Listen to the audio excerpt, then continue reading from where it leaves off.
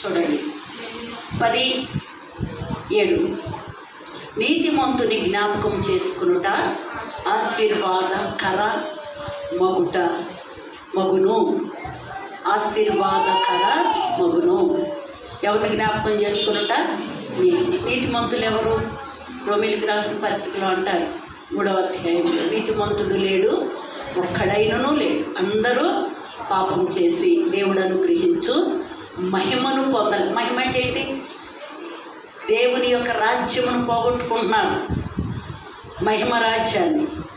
కాబట్టి నీతిమంతుడు ఎవరయ్యా అంటే లోకంలో మన ప్రభువైన యేసుక్రీస్తు వారి. మనమైతే జన్మ కర్మ పాపులు, క్రీస్తు ప్రభు వారు అయితే జన్మ పరిశుద్ధుడు, జీవితము పరిశుద్ధత.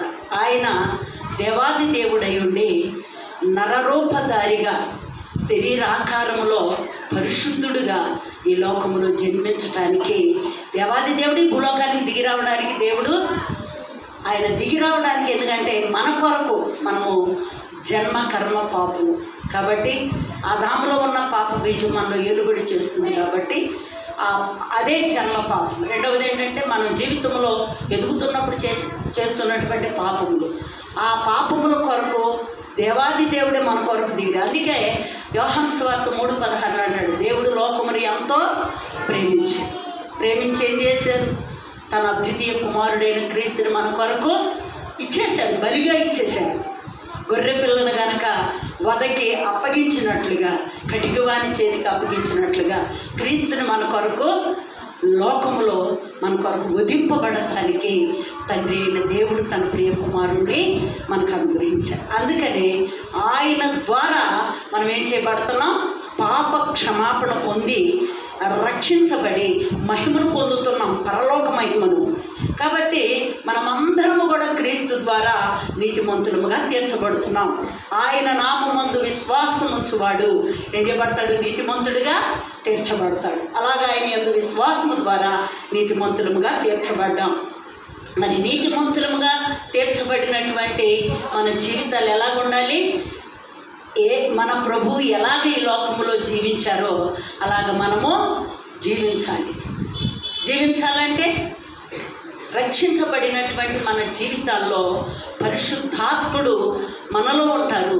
మనల్ని ఏం చేస్తూ ఉంటారు? ఇది తప్పు ఒప్పు అని మనకు అర్థం చేస్తున్నప్పుడు ఆ ఆత్మకు మనం లోబడి మన జీవితాన్ని సరిచేసుకోవాలి. ఈరోజు దేవుడు ఎలా ఉన్నారు? ఆత్మస్వరూపిగా, వాక్యస్వరూపిగా. వాక్యము ద్వారా దేవుడు మనతో మాట్లాడుతున్నప్పుడు మన హృదయాలు కఠినపరచుకోకూడదు.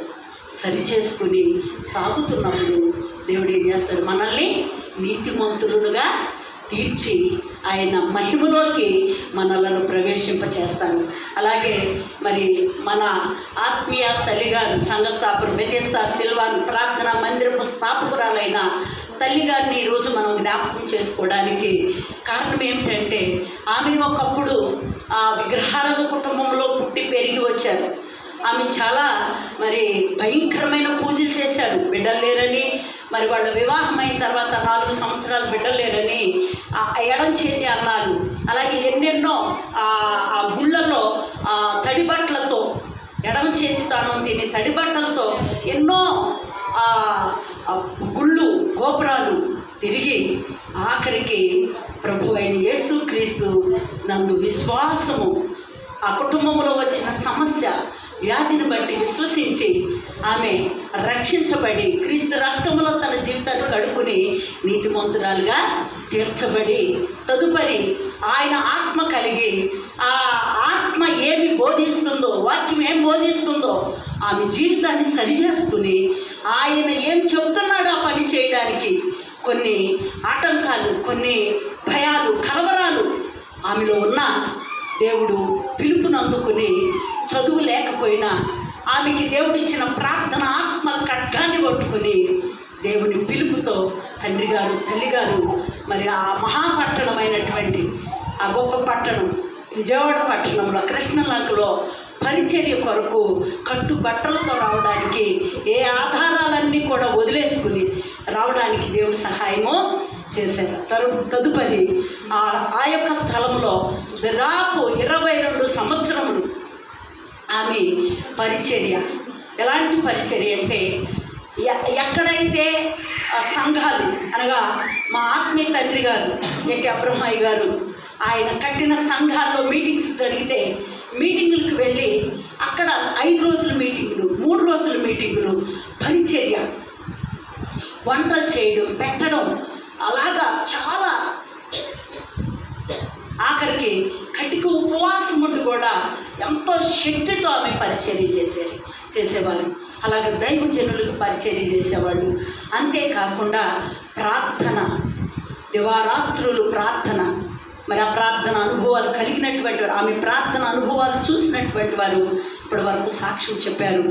ప్రార్థన అలాంటి ఆత్మ చెప్పే సంగతులను చెవిని వేసుకుని తనలో ఉన్న లోటుపాట్లు సరి చేసుకుంటూ దేవుడిచ్చినటువంటి పరిచర్యను, అప్పగించిన బాధ్యతలు నమ్మకముగా పనిచేసి హెచ్చరించి, గద్దించి, బుద్ధి చెప్పి, సరిచేసి ఇవన్నీ కూడా వాక్యపు వెలుగులో నుంచి వాక్యాలు ఎత్తిపెట్టి చెప్పలేకపోయినా దేవుడు ఆత్మ ద్వారా ఆమెకు బయలుపరిచిన సంగతులను తెలియచెప్పి సరిచేసిన దైవజనురాలు, సంఘ స్థాపకురాలు.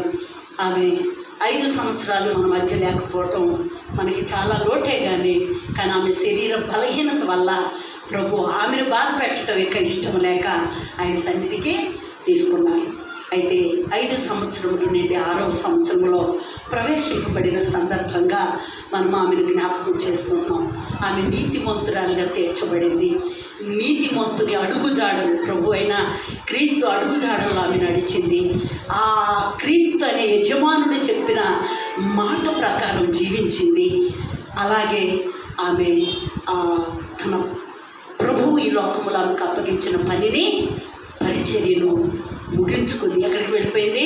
ఆయన సన్నిధికి వెళ్ళి హ్యాపీగా ఆయన రొమ్మున ఆనందంగా ఆయన సన్నిధిలో ఆనందిస్తూ ఆరాధిస్తూ ఉంది. విడవబడినటువంటి మనము కొంత గాలివాన చేత ఊగినట్లుగా కొట్టబడిన దేవుడు ఆమె ప్రార్థనలు ఎక్కడికి వెళ్ళాలా తిరిగి మనం ఏం చేయబడతాం?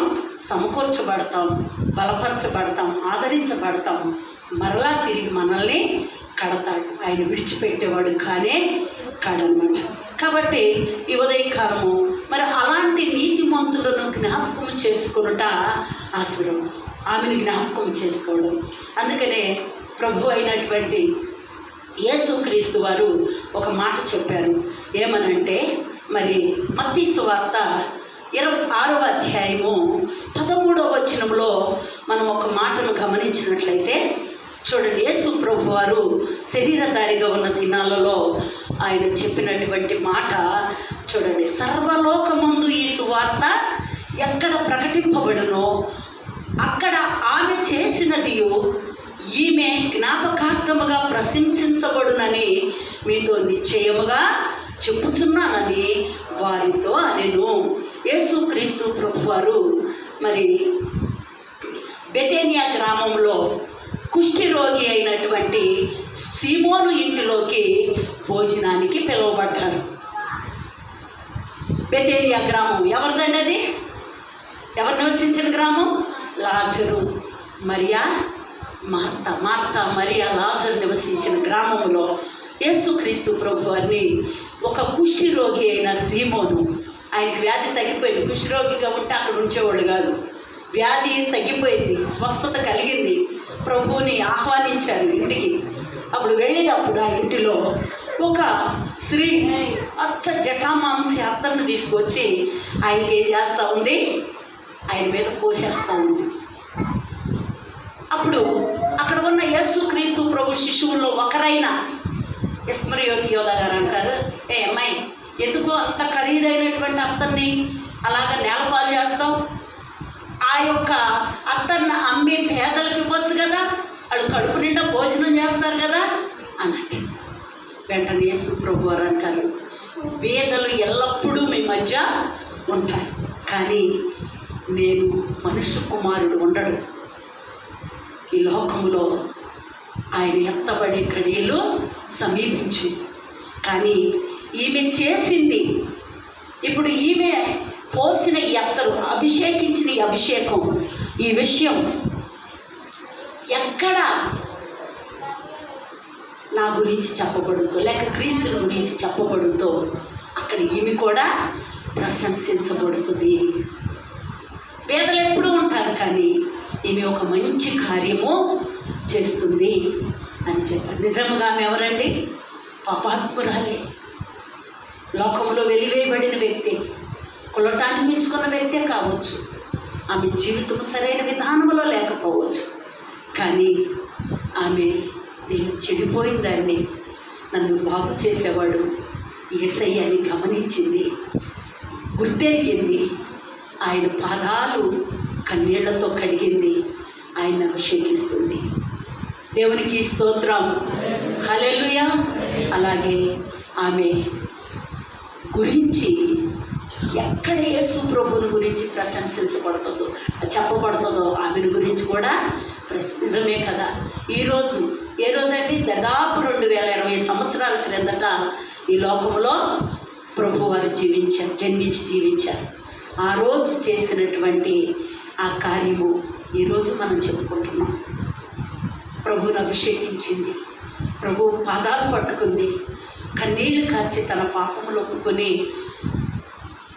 అమ్మా నీ పాపములు క్షమించబడి నా కుమారి అని ప్రభు నోటికొంట వాక్కును ఎజబడింది. క్షమాపణ పొందిన అనుభవాన్ని, ఆ మాటను పొందింది. ఈరోజు ఎక్కడ ఆమెను గురించి యేసయ్య గురించి చెప్పబడుతుందో ఆమెను గురించి కూడా చెప్పబడుతుంది. ఆమె ఎవరుగా తీర్చబడితే చెప్పబడుతుంది? నీతిమంతురాలుగా, పాపాత్మురాలే నీతిమంతురాలుగా తీర్చబడింది. అలాగే తల్లిగారు కూడా ఒకప్పుడు లోకంలో పాపములో శాపములో బ్రతికిన వ్యక్తే, కానీ క్రీస్తు వైపు తిరిగి తన పాపములు ఒప్పుకొని ఆయన నన్ను క్షమించిన వ్యక్తి, నన్ను రక్షించిన వ్యక్తి అని ఆయన ఏం చెప్తే నేను అది వినాలి, లోబడాలని తను తాను ప్రభువుకి సమర్పించుకొని ఆయన చెప్పిన, అమ్మా నువ్వు బోధ చేయలేవు, పాడలేవు, కానీ నీవు చేయగలిగి 2 ఉన్నాయి. ఒకటి పరిశుద్ధులకు పరిచర్య చేయి, రెండవది నువ్వేం చేయి, ప్రార్థన చేయి నశించిపోతున్న ఆత్మల కొరకు అని ఆ 2 బాధ్యతలు అప్పచెప్పినప్పుడు ఆమెకు అప్పగించిన బాధ్యతలు నమ్మకంగా చేసి ఈరోజు ఎంతమంది రక్షించబడ్డారు ఈ బెతెస్దా మినిస్ట్రీలో. వారు ఎక్కడ ఉన్నా, ఏ స్థలాల్లో ఉన్నా, ఒకవేళ ఈ దేశాన్ని విడిచి వెళ్ళిపోయినా తప్పకుండా అక్కడ కూడా ఎవరు ప్రశంసించబడతారు చెప్పండి? ఈరోజు ఒక సంఘంలో విశ్వాసం ఉంచి రక్షించబడి నువ్వెక్కడ ఉన్నా, నువ్వెక్కడ రక్షించబడ్డావంటే, ఎవరి ద్వారా నువ్వు నడిపించబడ్డావంటే, ఎవరి ద్వారా నువ్వు విమోచించబడ్డావు, క్రీస్తే విమోచకుడు, కానీ ఎవరు నీ కోసం కన్నీరు కార్చారు, ఉపదేశించారు, నడిపించారంటే తప్పకుండా ఎవరి పేరు చెప్పాలి, ఎవరి పేరు చెప్పాలి? ఫలానా దైవజనుల ద్వారా నడిపించి సేవకురాలు ప్రార్థన. ఒకవేళ నువ్వు మర్చిపోయినా కొన్ని పరిస్థితులు వచ్చినప్పుడైనా నిన్ను హృదయంలో ఏం చేస్తాయి, ఆలోచనలు రేకెత్తిస్తూ ఉంటాయి. నిజంగా ప్రార్థన, నీ ఆపదలో నీకు చెప్పిన మాటలు, ఓదార్చిన మాటలు, బలపరిచిన మాటలు, నీకోసం నీ సొంత వ్యక్తిగా కార్చిన ఆ కన్నీరు ఏ బంధం ఉందని, ఇది ఆత్మ సంబంధమైన బంధం కాబట్టి తప్పకుండా. ఒకవేళ ఆ పేరు బయటకు వస్తే ఎక్కడ వాడవాళ్ళం అనుకుంటామని ఒకవేళ కమ్మి వేసిన పరలోకానికి వెళ్ళిన తర్వాత ఒకవేళ ఎవరై ఉంటారు, ఎవరి జాబితాలోకి వస్తారు? ఏమంటే ఎవరో ఇశ్రాయేలీలు 12 గోత్రికులు ఉన్నారు. 12 గోత్రికుల పేర్లు 12 గుమ్మాల మీద ఉన్నాయి. ఏ వంశపు వాళ్ళ గుమ్మంలో నుంచి రావాలి పరలోకానికి? ఏమండి? రూబేను గోత్రికులు రూబేను గుమ్మంలో నుండి, ఎవరంటే రూబేను ఆ గుమ్మము ద్వారము దగ్గర ఆహ్వానిస్తూ ఉంటారు, రండి ఇదిగో రూబేన్ గారు మీ సంతతో వచ్చారు, మీ వాళ్ళు వచ్చారండి. అలాగా ఈరోజు పరలోకం పెట్టాక ఏమండి సంసోన్ గారు ఇదిగో మీ వాళ్ళు వచ్చారంటే నిజంగా దైవజనులు గొల్లపల్లి మోసెస్ చౌదరయ్య గారు ఒకరోజు జ్ఞాపకార్థ కూటంలో ఒక మాట చెప్పారు. ఏమనంటే, ఎవరైతే ఈ లోకంలో ఆధ్యాత్మికంగా నడుచుకున్న ఆత్మను సంపాదించి పరలోకానికి వెళ్ళిపోతారో, తన ద్వారా ప్రభు దగ్గరికి నడిపించిన వారు వెళ్ళినప్పుడు అంట, ఏమన్నా ఇదిగో మీ వారు వచ్చారు, మీ బిడ్డలు వచ్చారు అని అక్కడ ఏం చేయబడతారంట, పిలువబడినప్పుడు గొప్ప పరిగెత్తుకుంటూ వస్తారు. భూలోకం నుండి ఎవరు వచ్చారు, నా పిల్లలు వచ్చారని సంతోషంగా పిలుపు వినగానే పరిగెత్తుకుంటా ఆ ద్వారం దగ్గర ఏం చేస్తాడు, కౌగిలించుకొని లోపలికి తీసుకువెళ్తారంట. ఆయన ఒక ఉపమాన రీతిలో చెప్పారు. ఆ తర్వాత ప్రభు దగ్గరికి తీసుకువెళ్తారంట. ఒక జ్ఞాపకార్థ కూటంలో ఆయన చెప్తే నేను విన్నాను, గమనించండి. అలాగే వాస్తవం అంతే కదా. అక్కడికి వెళ్ళాక ఎవరు మీ తండ్రి, మిమ్మల్ని నడిపించిన నాయకుడు ఎవరు అంటే ఫలానా. అసలైన నాయకుడు ప్రభు అయిన యేసుక్రీస్తు వారే. అందరము ఆయన పిల్లలవి, అందరికీ ఆయన ప్రభువే, అందరికీ ఆయన మనకు నాయకుడే. ఈ లోకంలో ఆయన అప్పగించిన పనులు బలా నమ్మకమైన మంచి దాసురాలని చేసినటువంటి వారికి అక్కడ కూడా ఘనత ఎక్కడికి పోదు. ఇందాక అయ్యగారు చెప్పినట్లుగా 45 సంవత్సరాల నాడు ఈ స్థలంలో కార్చిన కన్నీటికి దేవుడు ఆయన బలహీనులే. సంసోన్ అయ్య గారు కూడా చదువులేని బలహీనులే. కేవలం విశ్వాసము, మారు మనసు, పరిశుద్ధాత్మ అనుభవము, ప్రార్థన జీవితం ఉంది, కానీ చదువు లేదు, బైబిల్ తెలియదు. కానీ బైబిల్లో ఉన్న సంగతులన్నీ చెప్పగలరు. ఎవరికి ఏ మాట కావాలి ఆయన కూడా. చూసారా, ఏ బలహీనలు, చదువులేని బలహీనలు అయినా ఈరోజు శారీరకమైన బలహీనరాల్ని దేవుడి స్థలంలో ఎన్నుకొని వాడుకుంటున్నారు. చూడండి, గనులైన వారిని చేయడానికి ఈరోజు మీరు అందరూ సిగ్గుపడాలి. ఒక బలహీనరాలు వాడబడుతుంది, నేనేంటి తినటానికి, ఏదో జీవించటానికేనా? అసలు నేను ఎంతవరకు ఆత్మల కొరకు ప్రయాసపడుతున్నాను, ఎంతవరకు నాకు అప్పగించిన బాధ్యతలే చేస్తున్నాను? సరే, నేను సంఘంలో ఒక గొర్రెని, ఇంకా చిన్న గొర్రెగానే ఉన్నానా, చూలు కట్టి ఈయన గొర్రెగా ఉన్నానా? కదండి, గొర్రెలే కానాలి, కాపరు కాదు కనేది. కాపరు పెంచాలి, ఏమేసి? పచ్చికేసి, వాక్యం అనే పచ్చికేసి, అవునా, హెచ్చరిక చేసి వాటిని నడపాల్సిన బాధ్యత నాయకుడిది, సేవకుడిది. కాబట్టి ఆలోచించండి, ఇకనైనా మీ బాధ్యతలను మీరు గుర్తెరిగి, మీ బాధ్యతలు ఒకవేళ ఎన్ని మనుషులు అభ్యంతరాలుగా ఉండొచ్చు, ఆటంకాలుగా ఉండొచ్చు, కానీ దేవుని వైపు చూసి మీ బాధ్యతలు మీరు నెరవేర్చండి. లోకంలో అభ్యంతరాలు రాక మానవు. అభ్యంతరాల వైపు, శ్రమల వైపు, శోధనల వైపు కాదు, ఎవరి వైపు?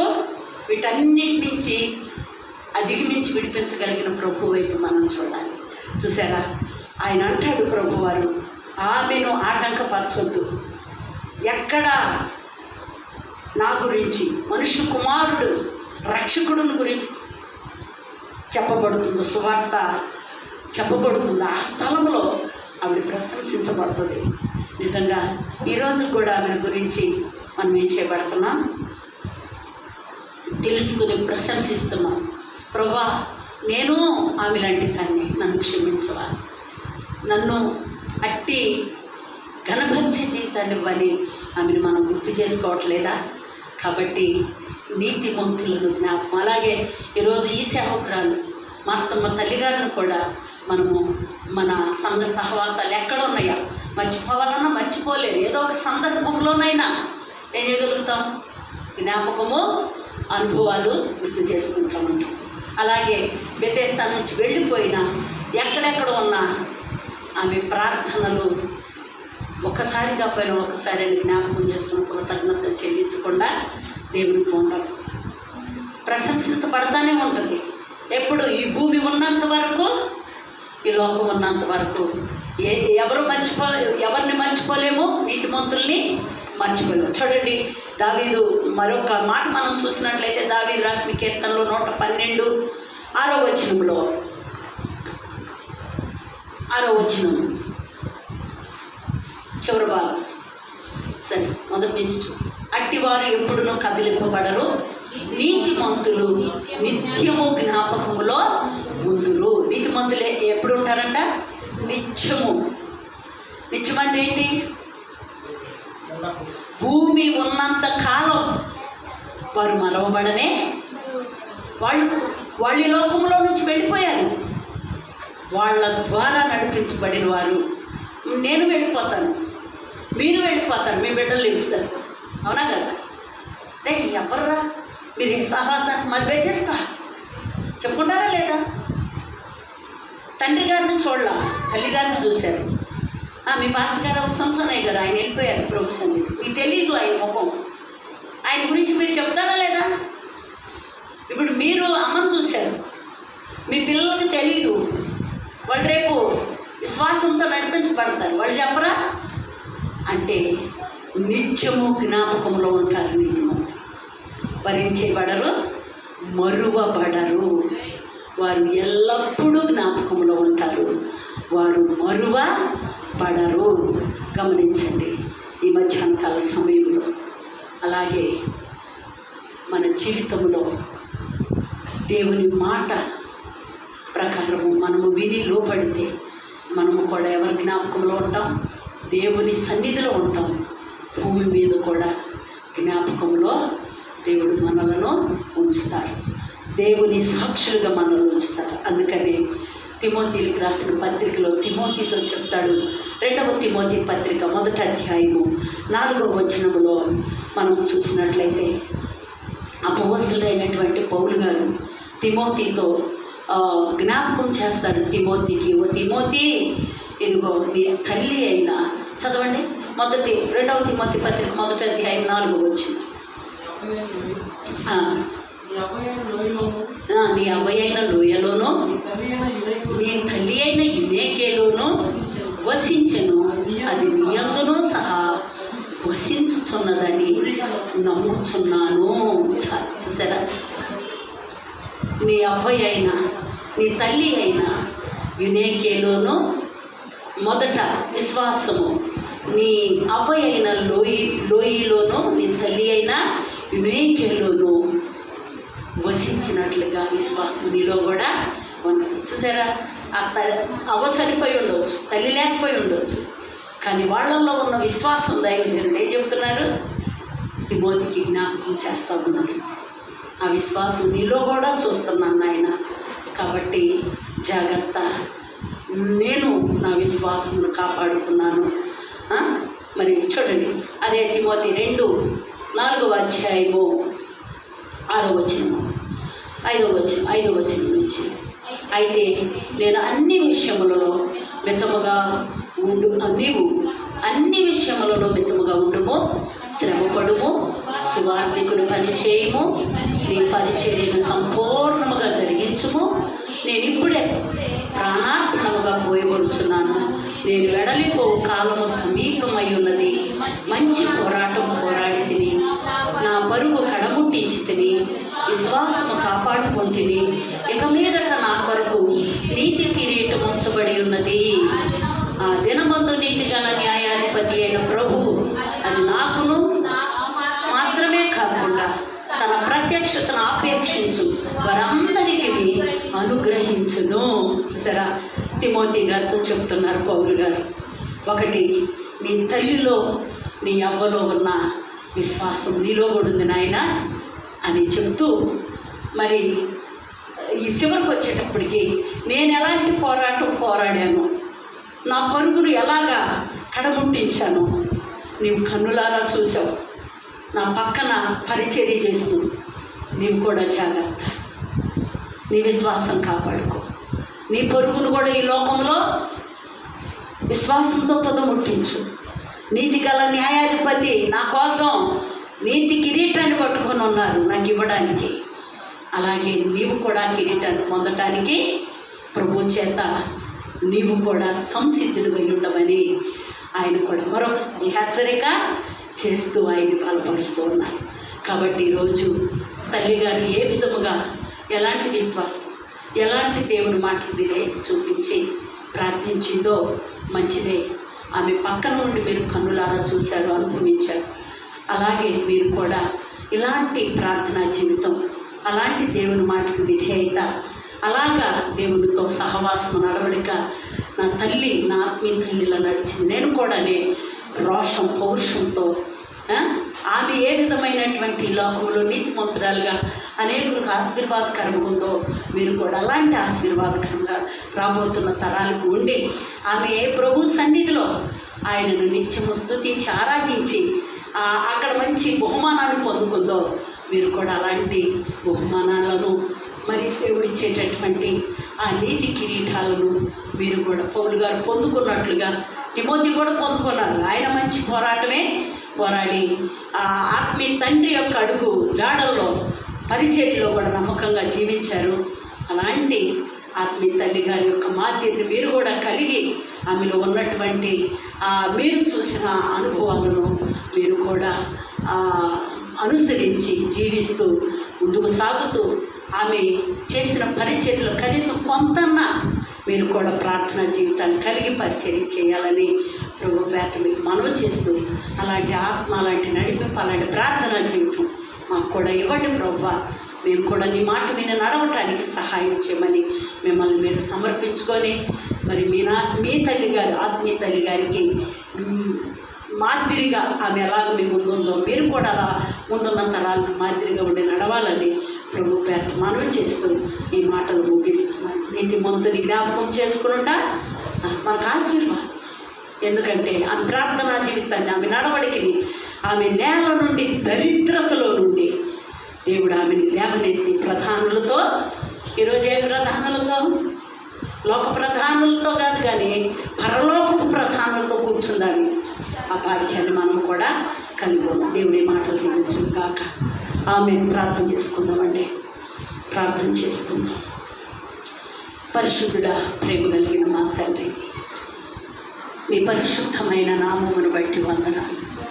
పాపిని ప్రేమించి విడిపించి రక్షించి మీ గొప్ప నామమును బట్టి వందనాలు దేవా. ఆ నామమును మా ఆత్మీయ తల్లిగారైనటువంటి మార్తమ్మ గారు ధరించుకొని పాపము నుండి శాపము నుండి విడుదల పొంది రక్షించబడి పాప క్షమాపణ పొంది రక్షించబడి మీ ఆత్మను కలిగి ప్రభువా మీరు అప్పగించిన పరిచర్యలో నమ్మకముగా జీవించి ప్రభువా ఆమె తన విశ్వాసాన్ని అయ్యా కాపాడుకొని తన పరుగును తొదముట్టించుకొని మీ పిలుపు మేర మీ సన్నిధిలో ఉన్నారయ్యా. ఆ నీతిమంతురాలను మేము కూడా జ్ఞాపకం చేసుకోవడానికి ఈ దినము మాకు ఈ సమయాన్ని ఇచ్చారయ్యా. ఎందరో మట్టి పిల్లల కింద కలిసిపోయారు. భయంకరమైన లోకం మీదకి వచ్చిన తెగులు చేత, ఈ కరోనా అనే తెగులు చేత మేము నీతిమంతులమని గొప్పవారమని భక్తి పరులమని కాదు కానయ్యా, కేవలం మీ కృప చేత మా పట్ల మీకేదో ప్రణాళికలు ఉన్నాయి ప్రభు. వాటిని మేము గుర్తించి నడవటానికి సహాయం చేయండి. ఈరోజు తల్లి గారిని మేము భూమి మీద మేము సజీవులుగా ఉన్నాం కాబట్టి మమ్మల్ని ఆత్మీయంగా నడిపించి మా కోసం ప్రార్థించి మా బాధ ఆమె బాధగా పంచుకొని కన్నీరు కార్చిన మా తల్లిని మేము జ్ఞాపకం చేసుకోవటానికి మీ కృప చూపించారు. ఈరోజు నాయన నీతిమంతుని జ్ఞాపకం చేసుకున్నట్టు ఆశీర్వాదకరం ప్రభా. మాకు ఈ కూడిక ఆశీర్వాదకరంగా, ఈ మాటలు మాకు దీవెనకరంగా మా బిడ్డలందరి హృదయాలు ముద్రించి భద్రపరిచి నీరు కట్టి తల్లిగారిలాగా మేము కూడా ఆమె అంత కాకపోయిన కొంతైనా మీ మాట విని నడవటానికి ఆమెను మాదిరిగా మంచి విషయాలను ఆమెను మాదిరిగా తీసుకొని ముందుకు సాగటానికి, అట్టి ప్రార్థనా జీవితాలు కలగటానికి, అట్టి ఆత్మల కొరకు భారభరితమైన హృదయాలు మేము కలిగి మొరపెట్టుకోవడానికి, ప్రార్థించడానికి, హెచ్చరించటానికి, సరిచేయటానికి ప్రభా మా కుటుంబాలను అయ్యా ఇదిగో నా తండ్రి మరి ప్రభా ఇంకా అయ్యా ఇదిగో ప్రభా మరి అనేకమైన విషయాల్లో నా తండ్రి మా మాట వినగలిగిన వారికి మేము చెప్పగలుగుతూ కూడా సహాయం చేయండి.